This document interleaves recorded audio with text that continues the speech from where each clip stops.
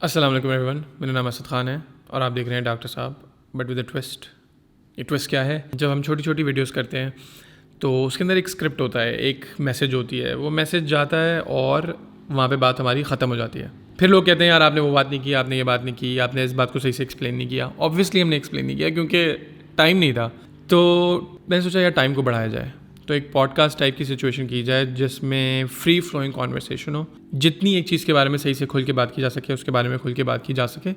या consider this a doctor podcast, a doctor cast. So doctor cast episode 1 का हमारे पास टॉपिक है हेल्थ कार्ड। हेल्थ कार्ड ही क्यों टॉपिक है? हेल्थ कार्ड इसलिए टॉपिक है क्योंकि बहुत सारे लोग मुझे कहते हैं कि यार आप हेल्थ कार्ड के बारे में बात करें, आप उसके बारे में बात करें, उसके फ़ायदे बताएं, उसके नुकसान बताएं।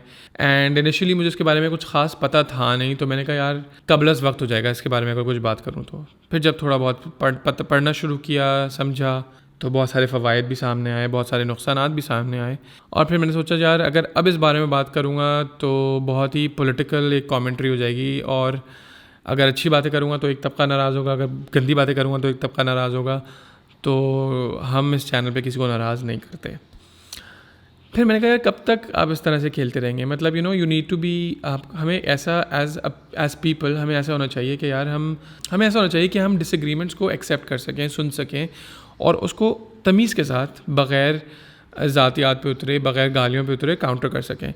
तो अगर इस पूरी वीडियो के अंदर आपको कोई ऐसी बात नज़र लगती है जो मैंने गलत कही है, अगर आपको लगता है कि आपका पॉइंट ऑफ व्यू दुरुस्त है, तो प्लीज़ मुझे कमेंट में बताइए। बट कोशिश कीजिए कि वो एक अच्छा एक प्रोडक्टिव कमेंट हो ताकि हम इस कॉन्वर्सेशन को अच्छी तरीके से आगे बढ़ा सकें। अब बात करते हैं हेल्थ कार्ड की। हेल्थ कार्ड बेसिकली है क्या? अभी करंट गवर्नमेंट का इनिशिएटिव है जिसके अंदर वो ये कर रहे हैं कि हर घर में जितनी फैमिलीज़ हैं उनको वो 10 लाख रुपए की हेल्थ इंश्योरेंस प्रोवाइड कर रहे हैं फॉर 1 ईयर। इन थियोरी बात बड़ी अच्छी लगती है कि एक साल 10 लाख रुपए टेक्निकली जो पैसे आपके सेहत के मुतालिक ख़र्च हो सकते हैं वो गवर्नमेंट आपको देगी, ठीक है।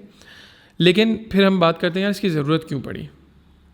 इसकी ज़रूरत क्यों पड़ी जब हमारे पास गवर्नमेंट हॉस्पिटल्स मौजूद हैं, जब हमें पता है कि यार गवर्नमेंट वैसे भी हमारे हेल्थ केयर का वैसे ही ख्याल रखती है। तो फिर इसको अलग से कार्ड में डाल के उसको एक सर्टेन पैसे रख कर इसका क्या फ़ायदा है?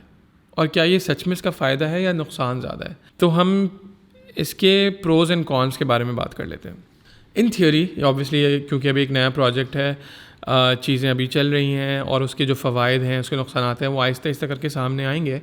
लेकिन थियोरी में जो इसके फ़वाइद हैं वो कुछ यूँ हैं। पहली बात यह कि हर घर को, हर ख़ानदान को आप एक सर्टेन कुशन प्रोवाइड कर रहे हैं बाय द गवर्नमेंट कि वो अपना मुश्किल हालात के अंदर जब तबीयतें ख़राब होती हैं, ख़ास तौर से उस इंसान की जो पैसा कमाता है घर के अंदर, तो एक तो पैसे की इनकम भी ख़त्म हो जाती है आपकी, दूसरी चीज़ है कि एक्सपेंडिचर बढ़ जाता है और लोगों की अक्सर सेविंग होती है नहीं। मतलब इवन मिडिल क्लास तक लोगों की सेविंग नहीं होती।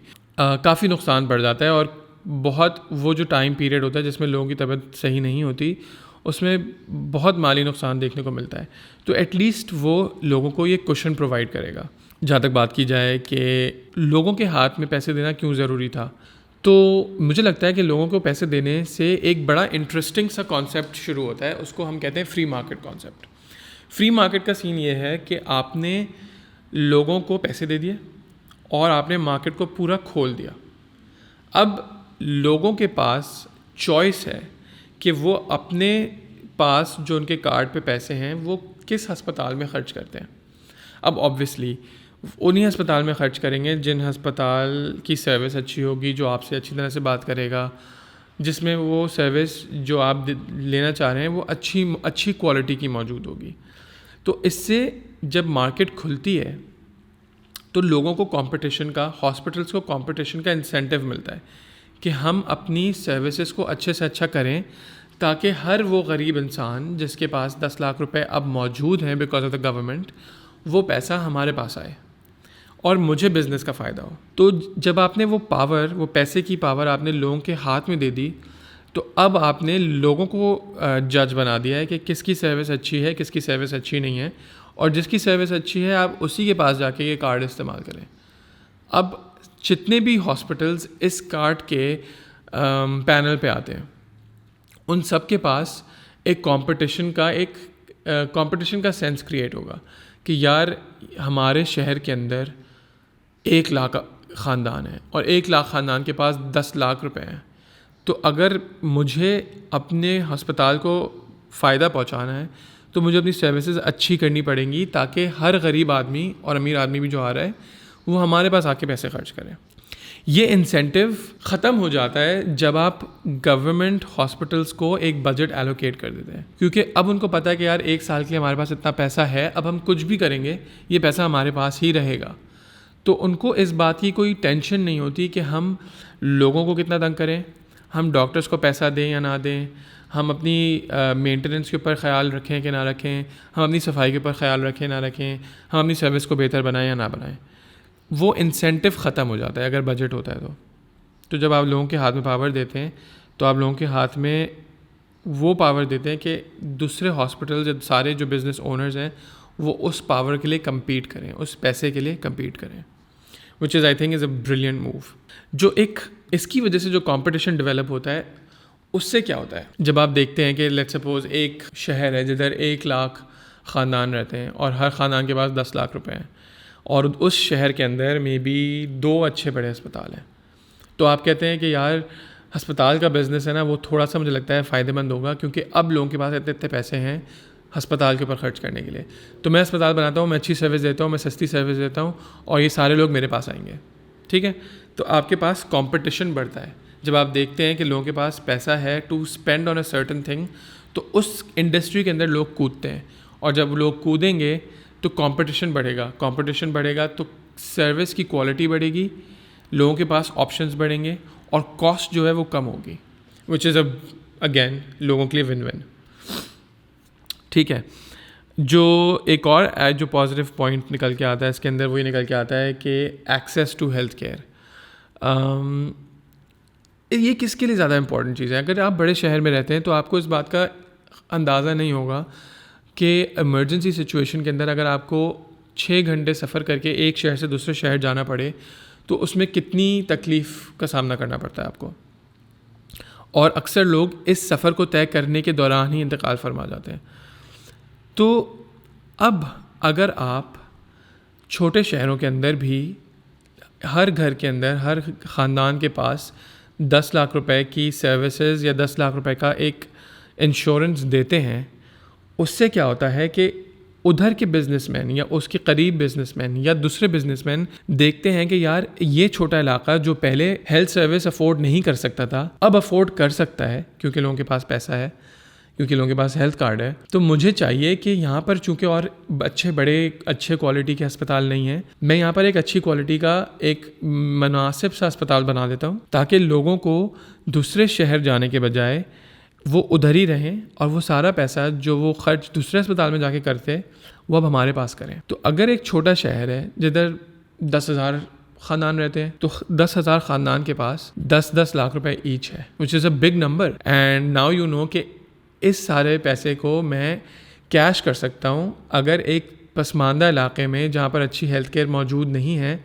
उधर हम हेल्थ सर्विस शुरू करें। आखिरी जो मेरे पास जो पॉजिटिव पॉइंट मैंने लिखा है सोच के वो है health care ecosystem. Health care ecosystem का क्या मतलब है मेरा कि जब एक अस्पताल होता है तो उस अस्पताल के इर्द गिर्द एक इकोसिस्टम डेवलप होता है। वो इकोसिस्टम क्या होता है? उस अस्पताल के इर्द गिर्द लैब्स डेवलप होती हैं, क्योंकि लोगों को पता है कि अब कोई अस्पताल आएगा तो उसको लैब भी करानी होगी, वो यहाँ से करा सकते। उस अस्पताल के इर्द गिर्द फार्मेसीज़ खुलेंगी, क्योंकि अगर ऑब्वियसली अस्पताल है तो आपको दवाइयों की भी ज़रूरत होगी। उस अस्पताल के इर्द गिर्द खाने पीने की अशिया की चीज़ें खुलेंगी, क्योंकि अगर कोई हॉस्पिटल आएगा तो ऑब्वियसली वो खाना तो अपने घर से नहीं लेके आएगा, तो फिर उधर से खाना भी खा सकता है। इस तरीके से छोटी छोटी सर्विसेज उस अस्पताल के इर्द गिर्द खुलती हैं। होटल्स हो गए और वही जो मैंने बात की रेस्टोरेंट्स एंड डिफरेंट दुकानें, वो सब चीज़ें खुलती हैं क्योंकि उन बिजनेसेस को अस्पताल के करीब रहकर फ़ायदा होता है। तो ये एक हेल्थ केयर इकोसिस्टम डेवलप होता है, जो कि आप देखेंगे कि अभी रिसेंटली तो नहीं, एक बहुत अच्छा प्रोजेक्ट है सिंध गवर्नमेंट का कि उन्होंने गंबट नाम के एक छोटे से गांव के अंदर एक बड़ा अस्पताल बनाया है। तो अच्छे बड़े बड़े शहरों से पैसे वाले लोग भी उस अस्पताल में जाके अपना इलाज करवाते हैं। उस अस्पताल की वजह से गंबट जैसे गाँव के अंदर बड़े बड़े होटल्स खुलने शुरू हो गए, क्योंकि ऑब्वियसली अगर आप एक शहर से दूसरे शहर जाएंगे तो आपको रहने की जगह चाहिए, खाने पीने की जगहें खुलेंगी, फार्मेसीज खुलेंगी, लैब्स खुलेंगी, एंटरटेनमेंट की जगहें खुलेंगी। तो वो पूरा जो उस गांव का नक्शा है वो बदल जाएगा और उस गांव के लोगों के लिए खुशहाली होगी, बिकॉज पैसा एक शहर या एक जगह से दूसरे जगह जाएगा। तो health care ecosystem is a very important concept, जो कि गरीब मुल्कों में और गरीब मुल्क के गरीब शहरों के अंदर हम नहीं देख सकते, क्योंकि उधर लोगों के पास चूँकि पैसा नहीं है खर्च करने के लिए, तो बिजनेसेस के पास इंसेंटिव नहीं है हॉस्पिटल्स बनाने के लिए। तो that's a very very big plus in my opinion. लेकिन ये सारी बातें हो गई पॉजिटिव। अब हम थोड़े से नेगेटिव की तरफ आते हैं। सबसे पहली चीज़ ये costing is a very big problem. जब आप हेल्थ इंश्योरेंस की बात करते हैं तो आप कहते हैं कि यार ये फिक्स्ड अमाउंट है, इस सर्जरी का हम आपको 1 लाख रुपए देंगे बस।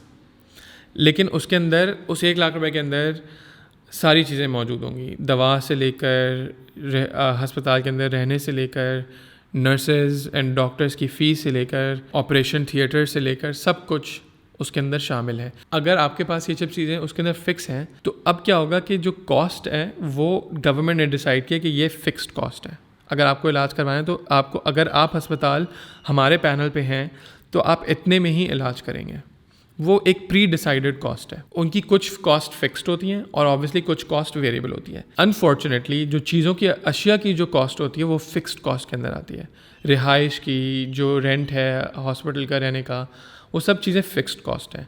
लेकिन ह्यूमन रिसोर्स की जो कॉस्ट होती है वो वेरिएबल होती है, स्पेशली डॉक्टर्स और नर्सेस की। तो उनको क्या किया जाता है कि उनको कहते हैं अच्छा आपका ये ऑपरेशन है, अगर आप अच्छे प्राइवेट बड़े अस्पताल में काम करते तो शायद इस ऑपरेशन के आपको 1 लाख रुपए मिलते, लेकिन अब पूरा बजट ही हमारा 1 लाख रुपए है, तो इसके अंदर हम आपको सिर्फ 10,000 रुपये दे सकते हैं। That's a problem and understandably so, it is a big problem. तो इसको किस तरीके से हल किया जाएगा, इसको किस तरीके से ऐसे आयरन आउट किया जाएगा कि डॉक्टर्स भी इस बात से परेशान ना हो कि वो बहुत ज़्यादा मेहनत करें, बहुत लोगों का इलाज करें, पूरे दिन अपने ऑपरेशन थिएटर्स के अंदर या क्लिनिक्स में लगाएं और उसका उनको जो सैलरी है या जो पैसा है वो कम मिले। Approvals is a very big problem with health insurance companies. उसमें होता ये है कि जब हेल्थ इंश्योरेंस का कोई पेशेंट डॉक्टर्स के पास जाता है, हॉस्पिटल में जाता है, तो उनका मकसद ये होता है कि चलो चूँकि इंश्योरेंस इसके पैसे देगी, हम इसको महंगे टेस्ट कराते हैं, इसके महंगे प्रोसीजर्स करते हैं और उससे पैसे निकालते हैं। और ये बहुत जगहों पे देखा गया है, जैसे कि तेज़ाबियत का एक इशू होता है जिसमें सीने में आपको जलन महसूस होती है। अब अगर आप किसी अस्पताल जाएं और आप 3 से 4 दफ़ा उधर जा चुके हों इस कंप्लेन के साथ, तो वो आपकी एंडोस्कोपी करते हैं। वो एक कैमरा आपके हलक के थ्रू डाल के पेट में देखते हैं कि कहीं कोई अल्सर तो नहीं बना हुआ, उसकी बायोप्सी लेते हैं कहीं कोई और इशू तो नहीं चल रहा।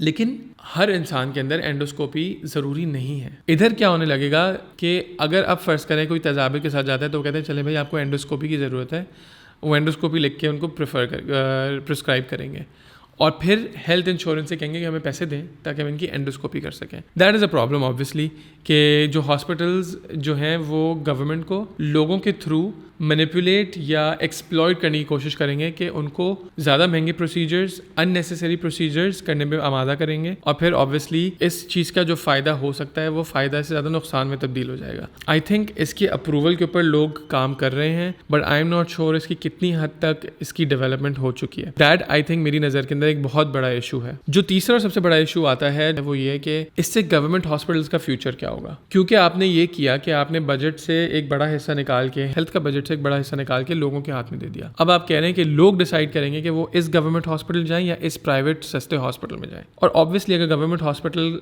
अच्छा नहीं हो, गंदगी वहाँ पे ज़्यादा हो, तो लोग प्राइवेट हॉस्पिटल को चूज़ करेंगे। वहाँ पर गवर्नमेंट हॉस्पिटल के पास जो एक फिक्स्ड बजट होता था, अब वो फिक्स बजट कम हो जाएगा और उनको दूसरे हॉस्पिटल के साथ कम्पीट करना पड़ेगा वो बकाया पैसे के लिए। और this might prove to be a big problem for government institutions, government hospitals और वो डॉक्टर्स जो गवर्नमेंट हॉस्पिटल्स के अंदर काम कर रहे हैं, जो कि कम पैसों के अंदर ट्रेनिंग लेने की कोशिश कर रहे हैं हो सकता है कि उनके लिए एक बहुत ही नेगेटिव असर हो इस चीज़ का। ये 3 चीज़ें हैं जो मुझे लगता है कि काफ़ी परेशान कौन सी बातें हैं, लेकिन इनके क्या सॉल्यूशंस हैं गवर्नमेंट के पास, वो वक्त ही हमें बताएगा। कोई किसी भी नए इंसेंटिव को अगर आप देखें तो उसके अंदर थियोरेटिकली पॉजिटिव चीज़ें होती हैं और थियोरेटिकली नेगेटिव चीज़ें होती हैं।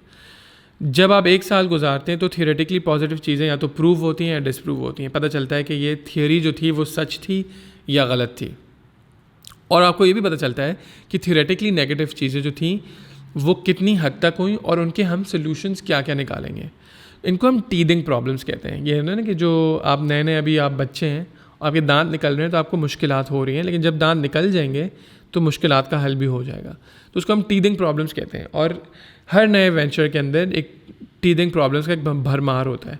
As doctors, as patients and as anyone who works in the hospital, हमारी ये रिस्पॉन्सिबिलिटी है कि हम इन प्रॉब्लम्स को, इन पॉजिटिव्स और नेगेटिव्स को आइडेंटिफाई करें, उनका सोल्यूशन निकालने की कोशिश करें, ख़ासतौर से नेगेटिव्स का सोल्यूशन निकालने की कोशिश करें कि किस तरीके से हम कोशिश कर सकते हैं कि ये जो नुकसानात या जो लूप होल्स निकल के आ रहे हैं इन चीज़ों के अंदर, वो किस तरीके से हम फिल कर सकते हैं। इन द लॉन्ग रन मेरी नज़दीक it's a very positive step, लेकिन वही बात है कि वक्त ही बताएगा और एटलीस्ट 2 से 3 साल लगेंगे हमें पता करने में कि इसका कितना फ़ायदा लोगों को होता है और कितना नुकसान होता है।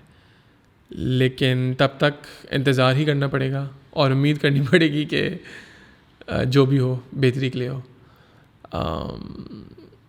आई होप आपको ये वीडियो अच्छी लगी होगी। अगर अच्छी लगी है तो ज़रूर बताइए। किसी बात से डिसएग्री करते हैं तो उसको भी कमेंट में ज़रूर बताइए। और इसके साथ मुझे इजाज़त दीजिए। मेरा नाम असद ख़ान है और आप देख रहे हैं डॉक्टर कास्ट।